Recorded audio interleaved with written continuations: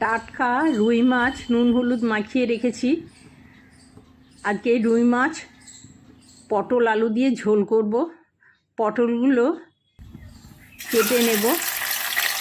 সর্ষের তেলে মাছটা আমি ভেজে নিচ্ছি। টাটকা রুই মাছ দিয়ে পটল আলুর ঝোল খেতে খুব ভালো লাগে। পটলগুলো আমি ছুলে নিয়েছি, আলু কেটে নিয়েছি, আর পটলগুলো লম্বা লম্বা করে চিড়ে নিয়েছি। বাকি মাছগুলো আমি সব ভেজে নিচ্ছি।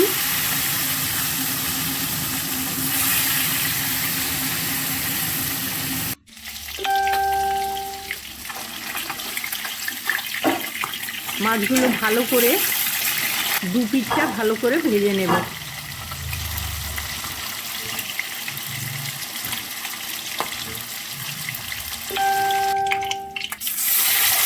বাকি মাছগুলো সমস্ত ভেজে আমি তুলে রাখবো।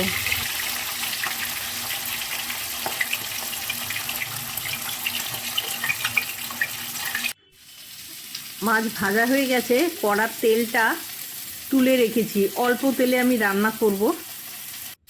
তেজপাতা দিয়েছি তেলের মধ্যে। এবার পটল আলুগুলো একটু ভেজে নেব। ভালো করে পটল আলুগুলো ভেজে আমি তুলে রাখবো। ভাজা হয়ে গেছে, আমি তুলে নিলাম। এবার বাকি তেলটাতে হলুদ, কাঁচা লঙ্কা বাটা, আদা জিরে বাটা আমি দিয়ে দিলাম। এটা একটুখানি কষে নেব। যখন তেলটা ছেড়ে দেবে এর মধ্যে লবণ দিয়ে দিলাম।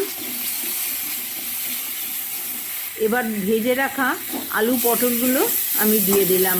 এই মশলার মধ্যে ভালো করে কষে নেব, যাতে পটল আলুর মধ্যে লবণ ঝাল মশলাটা ঢুকে যায়। আমি জল দিয়ে দিলাম, একটু গরম জল দিয়ে এটাকে আরেকবার ফুটিয়ে নেব, যাতে আলু আর পটলগুলো ভালো করে সেদ্ধ হয়ে যায়।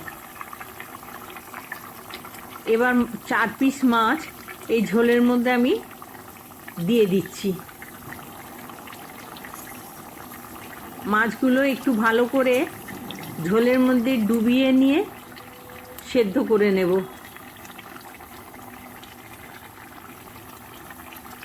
তাতে মাছগুলোর মধ্যে মশলা লবণ ঝালটা ঢুকে যাবে। একটু ভালো করে ফুটিয়ে নিয়েছি।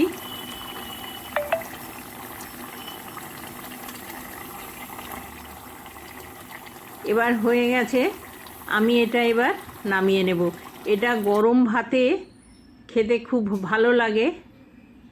টাটকা পটল রুই মাছের ঝোল।